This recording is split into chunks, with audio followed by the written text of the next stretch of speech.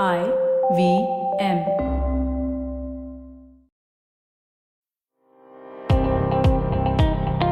Welcome to All Things Policy, a daily podcast supported by Pragati, a flagship media initiative of the Takshashila Institution. We're a bunch of policy nerds based in Bengaluru, and we like to bring a fresh perspective to Indian affairs and an Indian perspective to global affairs. So grab a cup of coffee, sit back, and join us for today's chat. Hello and welcome to All Things Policy.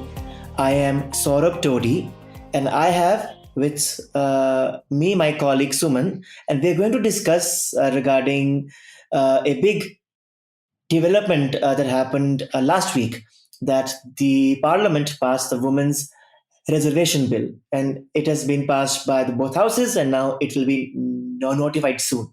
So this has been a very momentous occasion to ensuring representation of women in our political structure. And there have been many views about it. I mean, although everyone has welcomed the move, there have been some critics that argue that this is not the best way to go about it, or they say that reservations are not the best way to even ensure like women's representation. So we'll have this discussion and see, like what it is, what's the background, why do we need it, and what are the ways to go about it, and if the current bill passes the test, and if not, what are the alternatives that we can look at. So a very warm welcome, Suman. Hi, Saurabh. Great to be on the show. First time with you. So, yeah. Yeah, so I wanted to ask that, Suman. So I'll just get straight into it. So, like, what is the background here? Like, like, why do women need a reservation, or like, why is a reservation the way to go about it, given that like our representation of females at the time of independence was around 4%, and now 15%. So it is very low, and in 70 plus years it's only increased by about 10 to 12%. So it is bad, but then what is the background here? Yeah. I've been reading about this. Yes, I am happy that the bill has been passed, but is this the best form of the bill? I don't think so. But yeah, to talk about women's reservation itself, and I would like to call it women's representation and not reservation, because I believe that this is about representation and not some charity that somebody is giving to us, that we are giving something away from us to you, we are reserving this for you, kind of thing. So yeah, so in terms of representation itself, yes, because there are multitudes of studies that have shown that when women are represented, the kind of issues that get spoken about or the kind of issues that get traction are vastly different, and ones that affect women's health, women's issues more. Okay, given the gendered roles that that women and men play in our society, it almost feels like women's issues are not represented. So when these get represented, given that only women will talk about women's issues, all of that, when these get representation, when these get spoken about in lawmaking forums, I believe that these will get redressed and will probably lead to better outcomes for society as a whole, because otherwise half the population is not being represented in any of the views. Now, why is it that men don't talk about women's issues, and women, it's not such a such a big line that we need to draw, that men do not at all talk about women's issues. But on a large scale, studies have shown that when women get a voice, issues such as water, drinking water, issues such as education, issues such as health get more traction, and that is what eventually we probably want. Right? So that way, the need for women in policymaking is really high. And I mean, come on, 50% of the population, and we are just 15% in any of the lawmaking bodies. That doesn't seem to be fair. It doesn't seem to be inclusive. It doesn't seem to be representative at all. In a representative democracy, I don't think that is a nice, that's an ideal at all. So that is in terms of my rant on why we why we need women in the parliament. No, that makes sense completely. And I was just wondering that, it is actually quite remarkable that when this bill, I mean, again, just for our listeners, this bill has been tried to be passed almost, I think, 5 times. And the last time it was passed in Rajya Sabha in 2010, it could not pass in the Lok Sabha. So, Suman, what changed? I mean, the same parties are there. And in the short span of about 10 to 15 years, it seems like everybody supports this. So, what changed? Firstly, I think, I mean, keeping the politics of it aside, in the sense that, okay, this we've had this government for the 2 terms, 9 years, and suddenly, I mean, in the 9 years, we've never heard about this, and they've just suddenly brought it up. That seems a little odd, but let's keep that aside. But look at just voting patterns. Look at women as a block as such. You will see that in the 2019 elections, the voting percentages of women is muchly higher than the men. And this was not so in previous elections. So that bridge has been, kind of crossed, or kind of brought together. So if women are voting in such high numbers, it just means something, right? You probably have women, not voting. I mean, we don't know motives for vote at all. But considering they are such a big voting bloc, probably parties have woken up the incentives for parties to look at women, as a separate constituency, and therefore come up with policies or with schemes that will entice women. It cannot be wished away. Look at all the schemes that you have for women. Okay, Yeah. the free cylinders, or the clean gas. I mean, the clean fuel, whatever we call it, the free bus, or any of it. Right. It just means that political parties have started taking women as a constituency quite seriously. And if we have all this as schemes and as something so patronizing towards women, why not have representation also of women, in the same way? It's not, I mean, women don't seek largesse from men. Okay, and it's not as if women want all this just to be beneficiaries. Women want to be at the decision making tables, having a voice in what needs to be really discussed. So in that sense, I think we have come to a tipping point to see that women need representation on the decision table. And so it becomes a catching point for political parties everywhere. And given the politics at present, I think everybody is pushing towards this, because this is something that cannot be negated or cannot be dissed by any party. Right? Given how society has been moving, we cannot discount the role women play anywhere. So that's, I think, a win in that sense, right? So so that's where we are with why we need women in the parliament itself. Yeah, and I think it's also kind of important to kind of for our listeners to kind of recall that women's reservation is not something that is very new. So through 72nd and 73rd Amendment, we already have reserved about 1/3, and in some cases 50% seats at the level of panchayat for women already, and that has been now going on for about 3 decades. And I think, despite some of the concerns at the starting that this will not really lead to empowerment, this will make women just mere proxies of their husbands or brothers or fathers or whatever.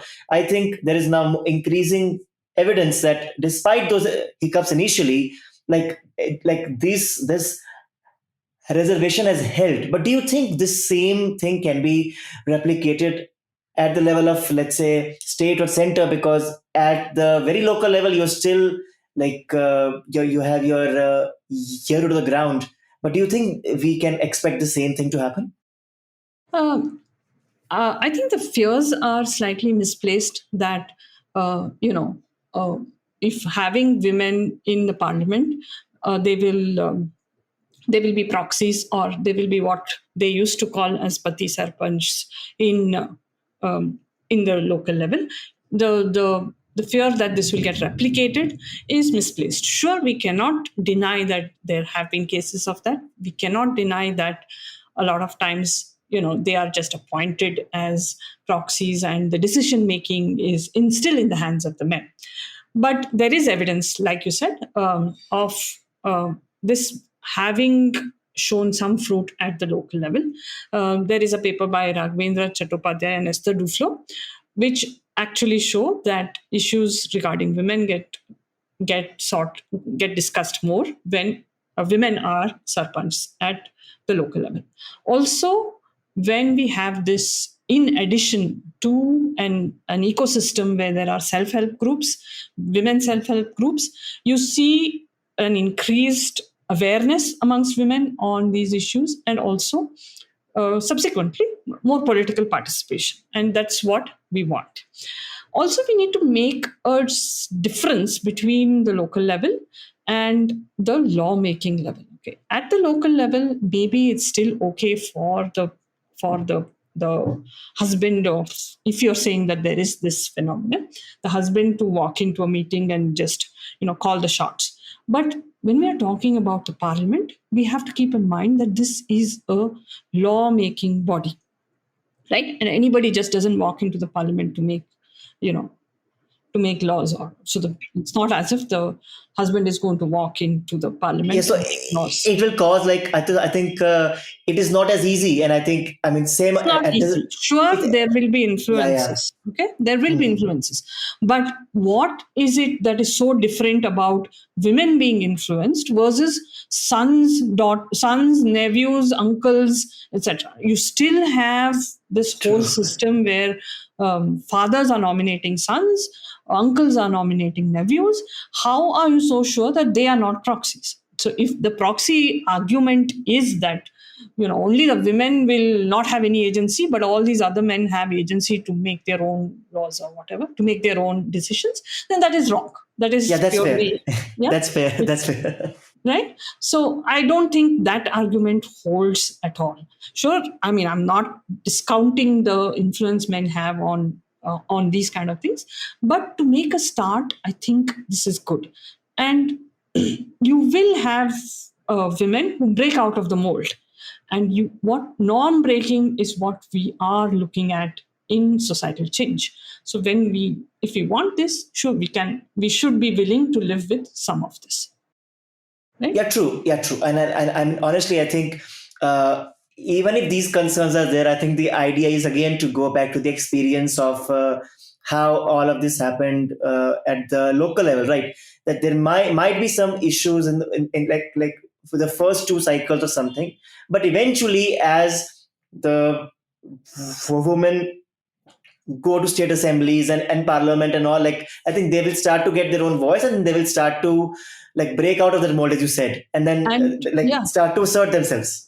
and it's not as if they haven't done it before. Remember, in the Hmm. first parliament itself, first session of the first sitting, 19 whatever 47, 1950, you had women. Sure, they were elite women. Okay, they were women from elite families who got elected in the 4.4% of the people who got elected. Yes, there were elite women who came to the thing, who came to the parliament. But look at their contribution. It's not like as if they were sitting around doing nothing. Okay, there was Amrit Kaur who actually passed, who led the movement for you know foundation of the aims, which Yeah, yeah, is yeah. such a big thing.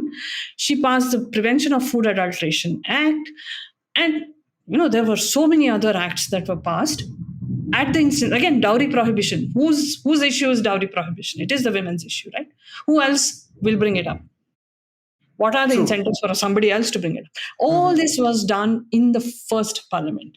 So how can you say that women will not bring in quality lawmaking into the process? It is.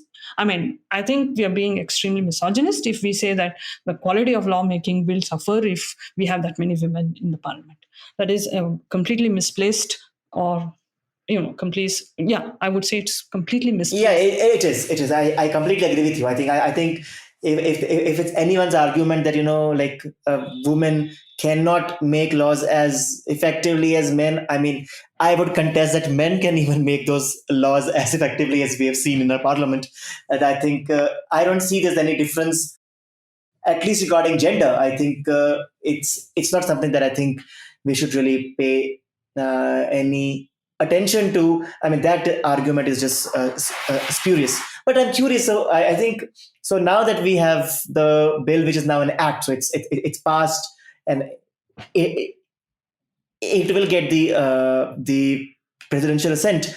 So the way it is structured right now is that the bill says that from after the census, after the first census, Mhm. following the passage of this bill, there will be delimitation commission, and that is what will decide Yeah. like which seats to be reserved, and then these seats will be reserved in rotation. So every delimitation, which usually happens once every 10 years, they will change these reserved seats. The bill says that the reservations would be for 15 years, but then the parliament by law can increase Yeah. or increase the timeline. So I'm just curious, what do you have any like what do you think about the structure of this bill or the way it goes about it? Do you think that this bill is something that can empower women, like the way it is structured?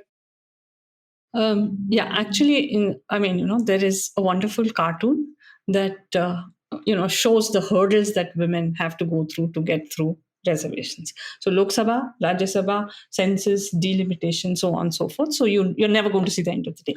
So basically, we are telling women, please wait, you're in the queue, and you know this can happen. While we want it to happen, while we have made it,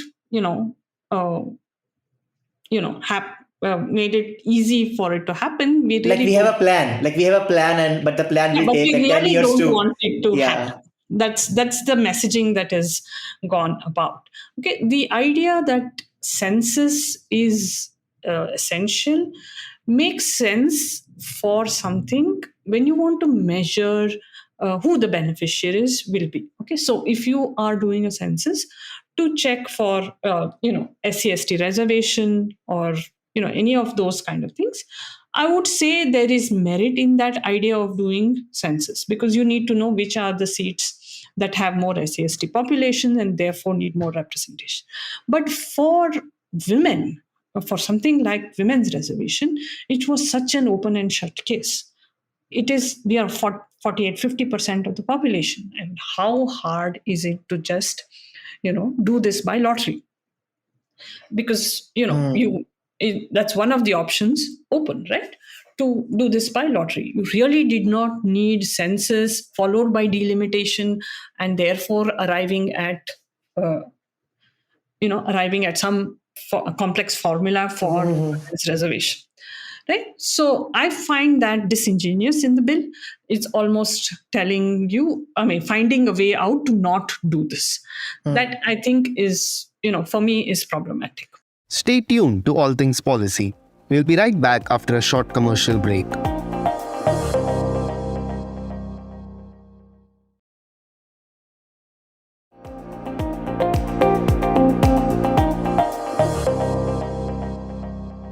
Yeah, and to be honest, I mean, I think I have a different kind of opinion on this. So I mean, I do agree that, I mean, the way the bill is structured and all, it does not give that right promptly. I mean, the whole thing I think might take 6-7 years. So it may be only in the elections of to 2029 that we may see this happen. But apart from that, I think I have a I don't think bigger. it'll be 2029 also, because once you do once the next election is done, 2024, then you will start the census process, which will take 2 3 years, and then the delimitation body needs certain amount of time, and considering this delimitation is going to be contentious with the north I and south see. divide, Yeah, yeah, that is yeah. going to take longer. So it's not before 2035 maybe, or by which time we don't know if the bill is lapsed or still there, or Mm-hmm. what the deal is. No,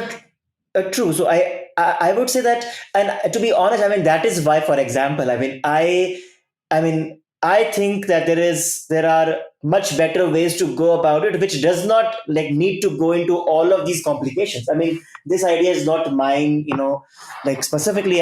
This idea has been floated around for many years, but I was just wondering that why to make this so complicated. All you had to do was you just ask, like you pass a bill, or you just mandate through the Election Commission of India that all political parties who are contesting an election either at the state level or at the central level should give at least 33% seats for like sorry 33% tickets to women. And then I think that it takes away all of these kind of problem about which seats to reserve, who to give. And I think there are real concerns regarding whether one will be able to build women leaders from the ground up, because if seats are going to change every 10 years, then this kind of a fight Every would five kind of. years, no? No, so if delimitation is going to happen every 10 years, and it will change every 10 years, which happens with the SC/ST kind of Mhm. as well. So I think SC/ST and female would happen at the same time. So it happens every decade. But so I think that just takes like it just makes the whole process very contentious. If you allow parties that okay, you have to give at least. 33% seats, Yeah, yeah, yeah. 33%. So then I guess it just makes things a lot more easy, and that I think allows the flexibility that the parties can decide whether okay, you know what, I on this seat X I have a male candidate who is strong and who I can win with, but there is a seat Y where I don't have as many people, or at least I can afford to like I have this very ambitious and woman that I want to promote, then I would want to give this ticket for seat Y to this woman. So I think it could have been just a lot more simpler. We would not even need all of this waiting and census and delimitation. You just had to have no notification, and then the parties could do it themselves. And I am just curious, like I don't know why this was not considered, and this was discussed during the last time in 2010 as well. But it Yeah. seems like we want to go to this very tried, tested, and kind of very old ways of doing things, which is by just reservation. And yeah. Yeah. So I think it's an interesting idea, but when I think about it a little deeper, it does not guarantee an outcome which will give me 33% seats in the parliament. Okay, so all parties can probably reserve or give those tickets to those people, right? But what if none of those women get elected? We were still left with a parliament which has no representation of women, Hmm. right? So if what we are looking for is immediate representation, then I think you need some form of, you know, the final outcome that we want. That is what we need to control for. Okay, while I like the idea that the parties should give this thing, mandating it may not give you that final outcome, is my sense. Of course I could be wrong in terms of calculations, etc. I'm happy to be corrected on that. But I feel the outcome is not something you will get. Yeah, Sure, yeah, we yeah. can get it in 20 years, we can hope to get it. Okay, but the entire process has been about hope. Since independence, we have been living on hope and prayer that society will correct itself, society will do this, women will come, women will take over leadership positions, women will do this, and women will do that. Okay, now since it has not happened, and women as voting bloc and women as, the way the Overton window has shifted on women's rights is, I mean, of course you could point out, a lot of things where you can say that we are still in the dark ages, blah blah, but I'm saying the way we're moving in terms of those outcomes, I don't think women are ready to wait. No, I no, as a true. woman, I'm not ready And to and, wait. and, and I guess I think finally I think the trade-off is this, like the way I see it at least. I mean, you're right. I think it would take like at least 1, 2, or 3 cycles, right, for that to actually like the number of tickets reserved to be kind of reflected in the parliament. So I think the trade-off here is that let's say we with this delimitation, like the way the bill is structured, from the day it's like the reservation starts, it might also take about 2 or 3 cycles for organic women leaders to come up from the bottom, because if the parliament is only 15% women, to go from 15 to 33 will not happen in like get go. So we might see that the whole old problem of like having to depend on the relatives of the incumbent who is male, or the option two is that you kind of wait for 2 or 3 cycles for the number of females in the parliament to stabilize. So I mean, at the end it's a choice, right? Like I can't say one is better than the other. It's a choice that which bargain you are willing to take. And I And I think think that will get dictated by electoral compulsions, right? which shows that like the parties have now realized that women are a important and big block, so they want to do it as soon as possible, it seems. Yeah, yeah.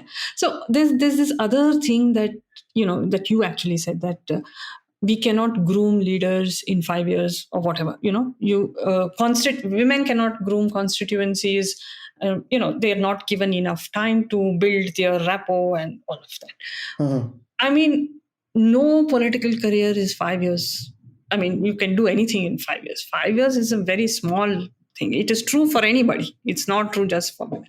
Yeah, yeah. And I mean, the question I have really is, does being a woman preclude you from contesting on the other seats? As in, uh, say constituency X is reserved, constituency Y is not reserved. Okay, does it mean that I cannot contest in constituency Y? If I have built that constituency in my previous terms, why will the party not give me that ticket in No, no, constituency? you're right. So I mean, like the way I see it, and I may be a bit cynical here. I mean, that's why I think like the idea that I am saying I prefer that is because I think the argument is that if the reserved seats are going to change every 10 years, then there will be competition between the women Sure, why leaders not? of that seat and then the men. And I think that might like get a bit ugly. But I mean, the way I see it is that I mean, Isn't it ugly enough now? true. I mean, I agree. I mean, I would say that I understand.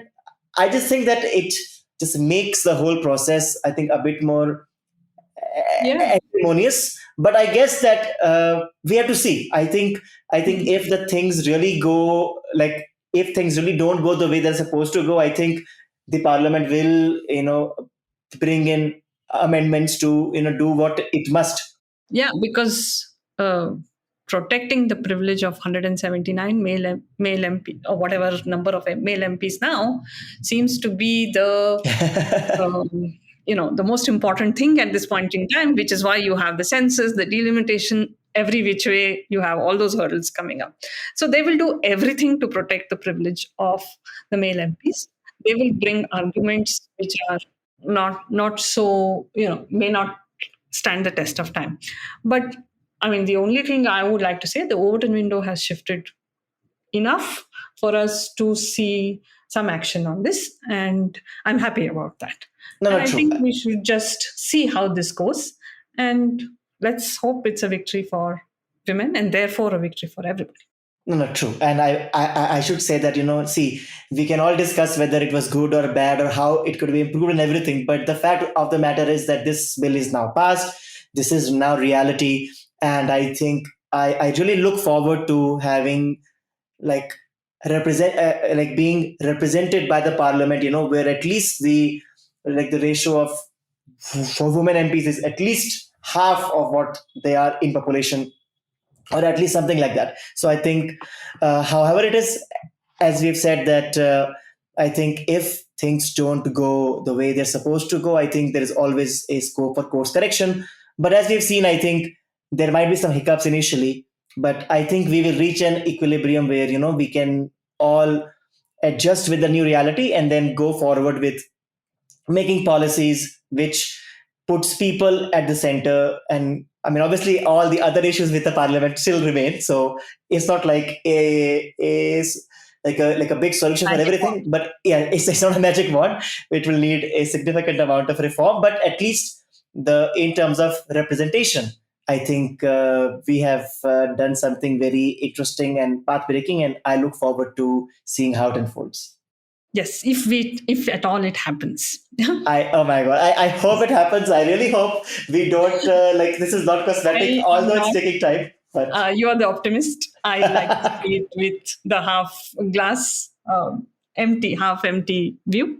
So yeah, if we can make some changes to this, it will be great. And we'll see what happens. Interesting times indeed. Yeah, interesting times. And thanks a lot for your time, Suman. It was very interesting discussion. And hopefully, when we discuss this again, it should not be too far away in future, but we have some more interesting things that are passed by parties, or we have something that we can say that the voting power of women as a bloc has really brought change into how parties see women, and then they finally start to care about those issues and not just give a cosmetic response to their concerns. So thank you so much. Thank you. Thanks. If you liked our show, don't forget to check out other interesting podcasts on the IVM network. You can tune into them on the IVM Podcast app, ivmpodcast.com, or wherever you listen to your podcasts. You can also follow IVM on social media. The handle is @IVM Podcasts on Twitter, Facebook, and Instagram. And hey, if you'd like to dive into Takshashila's research on technology, strategy, and economic affairs, check us out at our Twitter handle @TakshashilaINST or our website takshashila.org.in.